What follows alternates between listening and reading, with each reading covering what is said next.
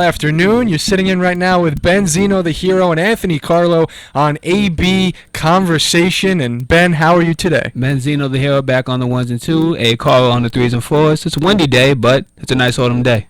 It is a nice autumn day. Today's a special day, Ben. It is a very special day. You know why? Why? We have a special interview coming up, a special guest on our show. Yes, we do.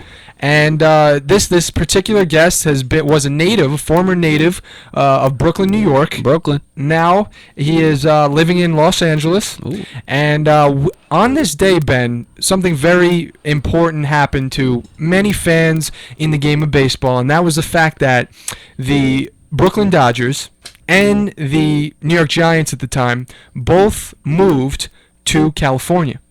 Forever?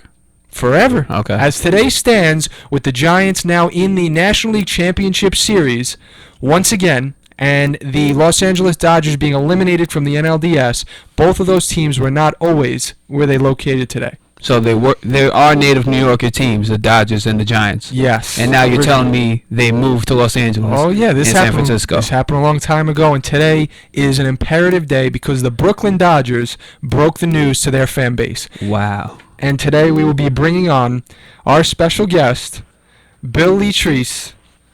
Hello, Bill. Hello, I'm here. Bill, how are you today, Bill? Doing well, thank you. Now, are you really doing well reminiscing about what today meant to you as a Brooklyn Dodgers fan? Oh, yes, I have pangs of regret in my heart because once the Dodgers and even the Giants left, it kind of left a void in Brooklyn specifically because of the great fan base that we enjoyed at the time. And it really left a hole in a lot of people's hearts. And of course, people through time have continually missed the Dodgers of Brooklyn. And it was hard to take, but we enjoyed their being in Brooklyn up until the time they left. And there were a lot of interesting things that used to happen in Ebbets Field. We had the Dodger Symphony, which was a group of 4 or 5 musicians that were always in left field playing their version of music that would appeal to the public. And it was rather comical, and people in the fan base really enjoyed it.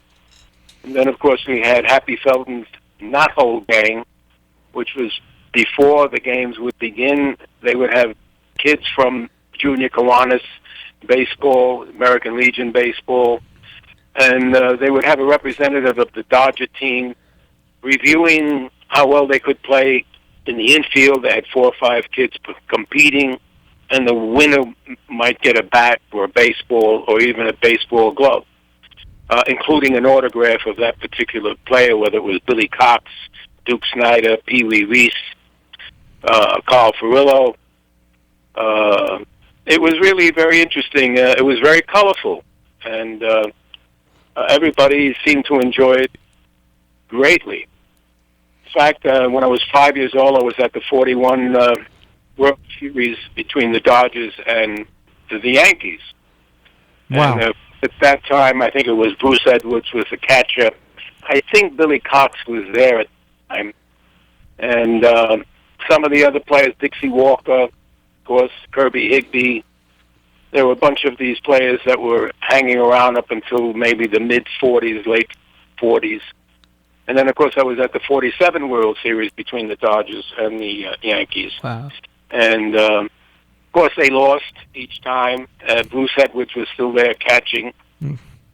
But things began to change in the late 40s because after the war, a lot of prospects were being brought up. And, of course, it was Roy Campanella, a great catcher, who came from the Negro Leagues, and, of course, Jackie Robinson, who I saw play in 1946, an exhibition game against the Dodgers in the spring before the season began. At that time, Robinson was with the Montreal Royals, which was a AAA team and affiliate of the Dodgers, and he was playing first base. That was the first glimpse we got of Jackie Robinson.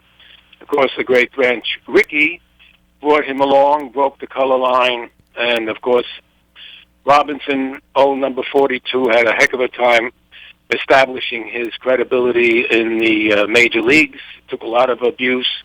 It was very difficult for him, but he was a strong person. And he survived. And, of course, then Gil Hodges, who was a catcher in 48, 49, he was coming up from the minor leagues. And they had to make a decision because they had Campanella, who was actually an outstanding catcher, and they converted Hodges into a first baseman. And, of course, you know where that went. He was a great first baseman. He was a power hitter. Of course. A very solid individual. And it was very enjoyable. In fact, I remember when I was a kid with my friends, we used to go into the bleachers, which at the time was 50 cents, and we would be there first, maybe about the second inning, and then we would mosey around to the ground level where the box seats were behind home plate, and we would maybe bribe the ushers with 50 cents apiece, and they would let us go into the seats that were not occupied because a lot of people didn't show up. So we'd get to see, the game from really close up.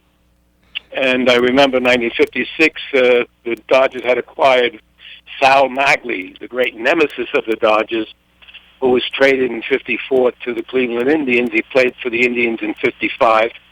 He did pretty well. So the Dodgers, who needed pitching at the time, picked him up in the winter of 55, and he pitched for the Dodgers, of all things. And, of course, he was called Sal the Barber. And the reason why, not because he was a barber cutting hair, but he was a barber cutting the corners of the plate. He had a great sidearm curveball that broke at the last minute, and it was a very effective pitch.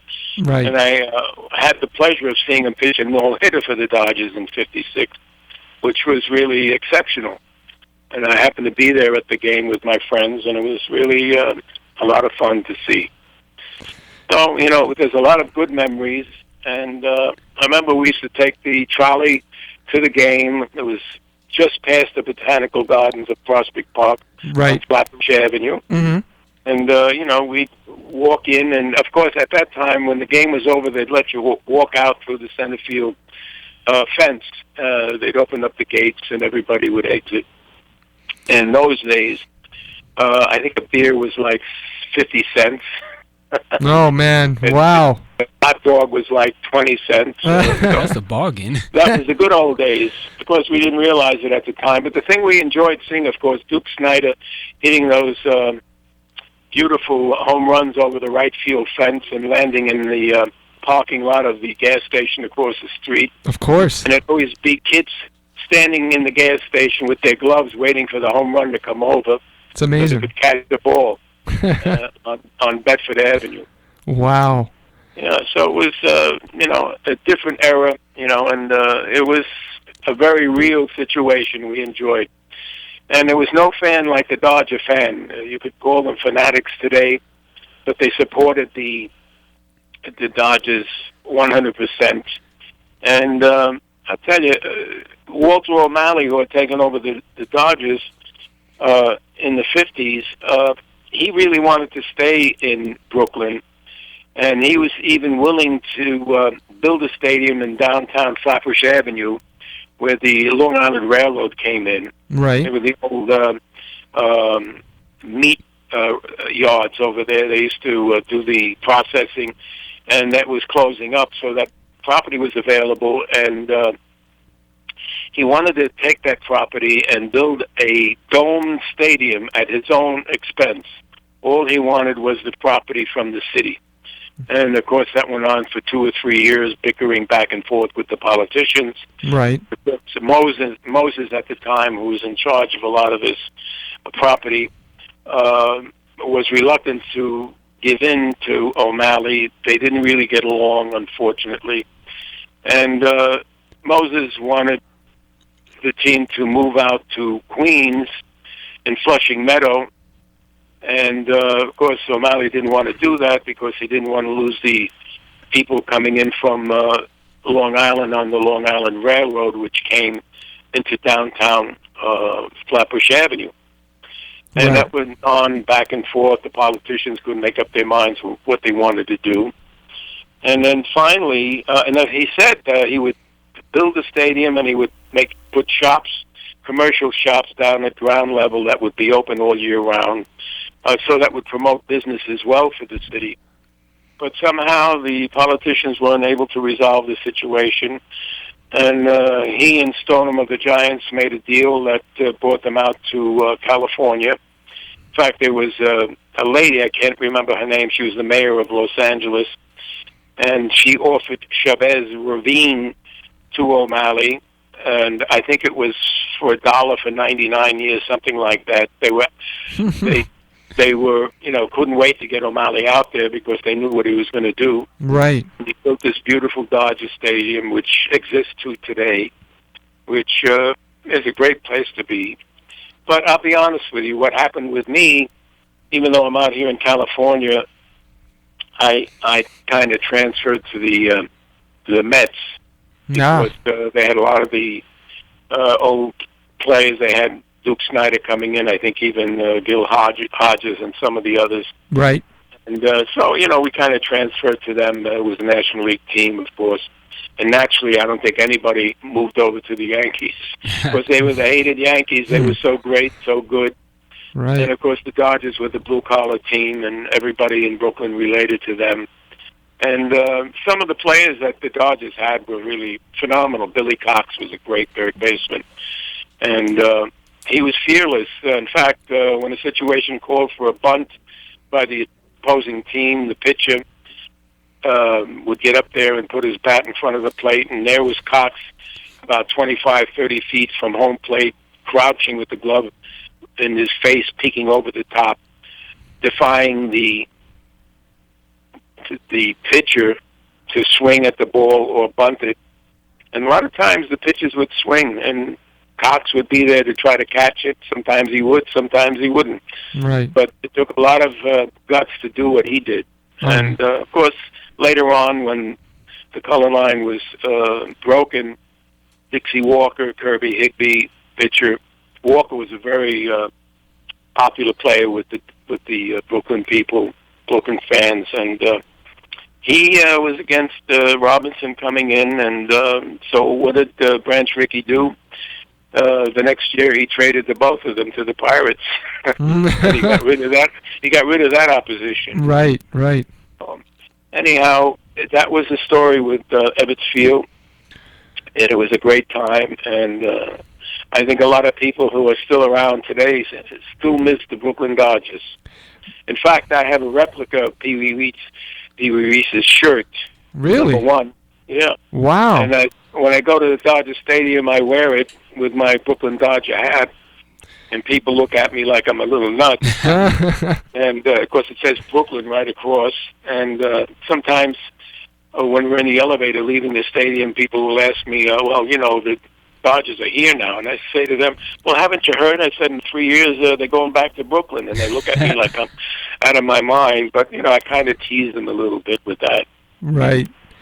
Bill, you spoke about so many memories and so many good times that Ebbets Field brought you. All of these players that you had the privilege, you had the blessing of watching, like Jackie Robinson, these players who, I mean, on the field, nobody compares to what they did. Nobody in the game compares to what they did. Do you resent Walter O'Malley at all for the inability to come to some sort of resolution to keep this team in Brooklyn, and the fact that he wasn't able to do that? Basically, a fan base was crushed. Do you resent him at all for that? Well, at the time, that all of this transpired, and after the Dodgers left, yes, very much so. I think most of the people were up in arms about what O'Malley did. They were blaming him for leaving Brooklyn, and they felt that what he did was unforgivable. But as time has passed and we have learned the circumstances of the reasons why he left, I think it's a little more understandable now why he made that decision. And we don't necessarily, at least I don't, hold it against him because I can understand the opposition and the confusion that he was up against at the time. And I think he acted in good faith in the beginning. He really wanted to stay there.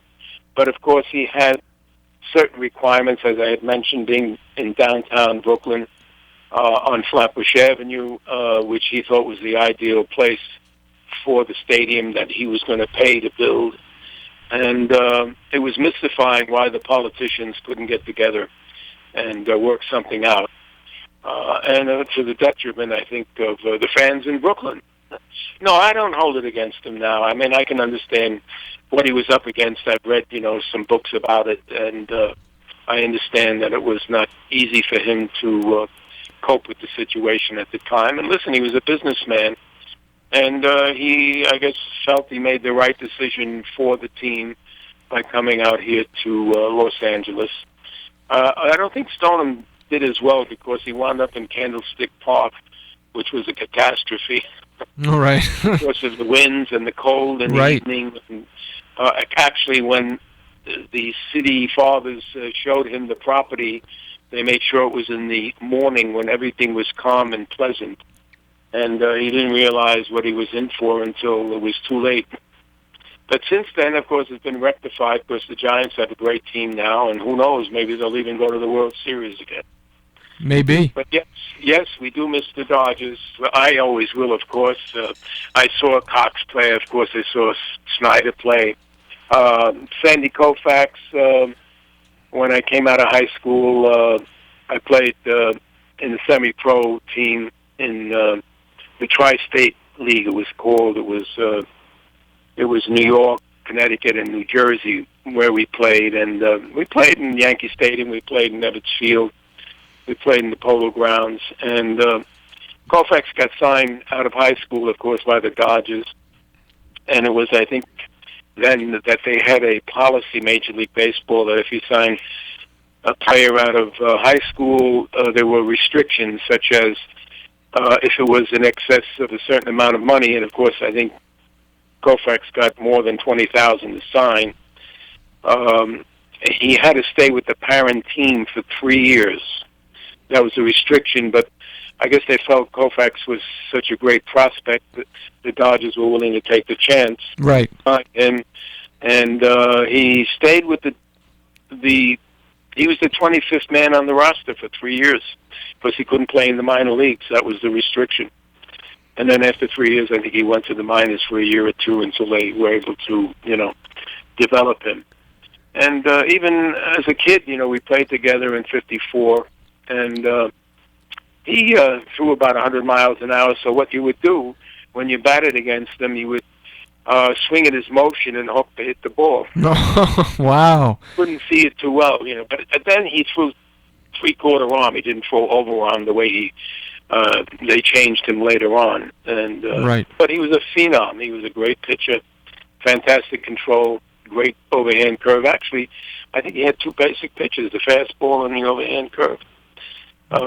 And, of course, I think his elbow paid the price for it because I think it atrophied and it became a problem and he had to finally retire. And, of course, I saw Robinson play. He was a great base runner.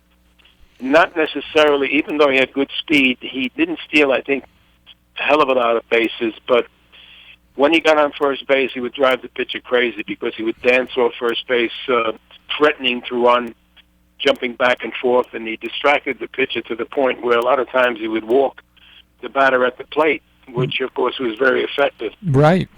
And when Robinson began playing, he was playing second base. I think at that time they finally got rid of Stanky. I think he went to the Pirates, but I'm not sure right now. So he played second base, of course, Reese at short, Cox at third, Hodges on first. And, that's how the team evolved. Campanella catching. It was a terrific team. It really was. The caliber of the teams at that time was greater because you only had 16 teams in the major leagues. Now it's a bit saturated. I think you got a lot of players that probably should still be in AAA. Yeah, you got that right. They need bodies, on these teams. And sometimes, there's some great players now. Of course, there's no doubt about it. I think they're stronger. I think they're bigger, and their conditioning, I think, is more sophisticated now. So that has a lot to do with what we see today. But at that time, players were great players. And then Junior Gilliam came up with the Dodgers. They put him on second base, and they moved Robinson over to third. Right. And I think they traded Cox at that time. And so the team continued to evolve until '57 when they finally left. But it was a great time. Of course, we as kids enjoyed it, of course.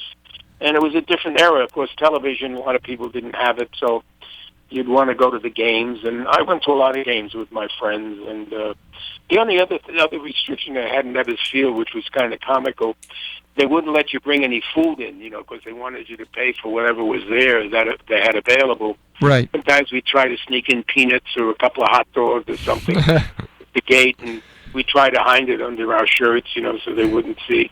Right. So that was a little game we played, but, we had a great time. And it was called the bandbox, of course, because Ebbets Field was smaller than, of course, Yankee Stadium, and forget the Polo Grounds. Yep.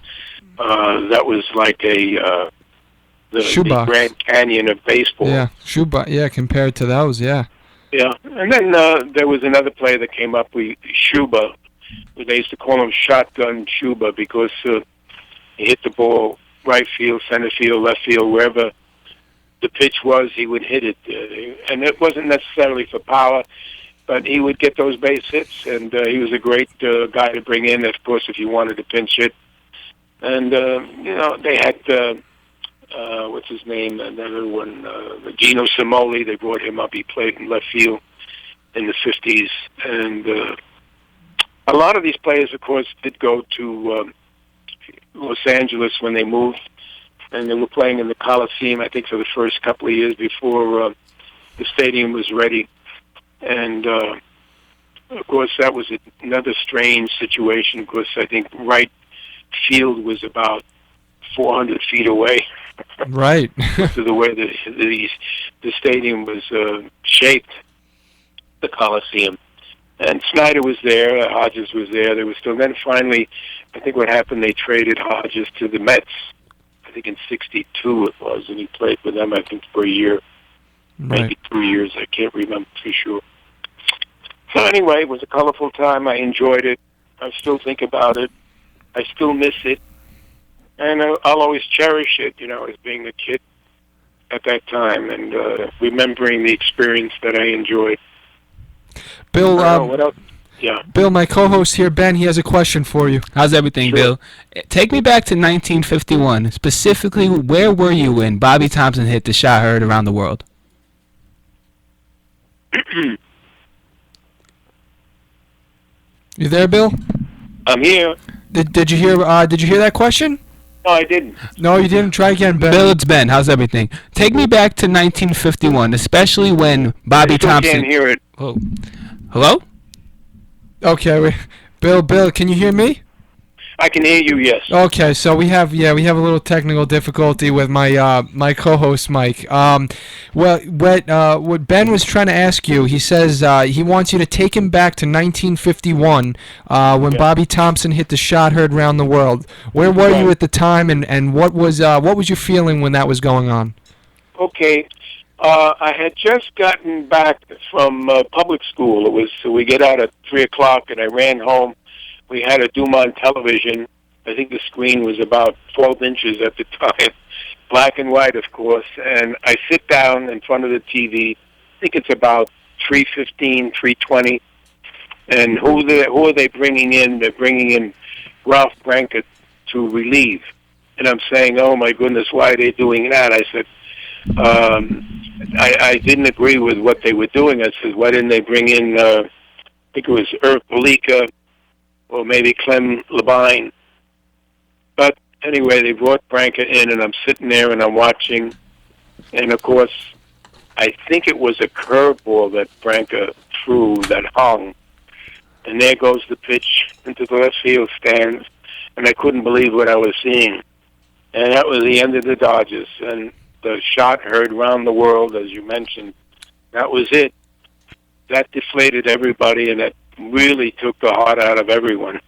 They couldn't believe what they were seeing. I can imagine. Oh, I can only imagine. Yeah.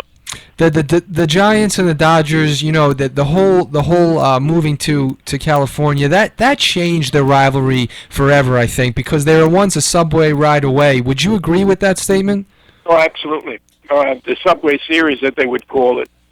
Yes, definitely. It changed everything. And, of course, back in 51, Willie Mays had come up. He was a great center fielder, probably, I think, the best of the three between Snyder and Mantle and Mays. Mays was quite a phenom. He was a remarkable player, great speed, great arm.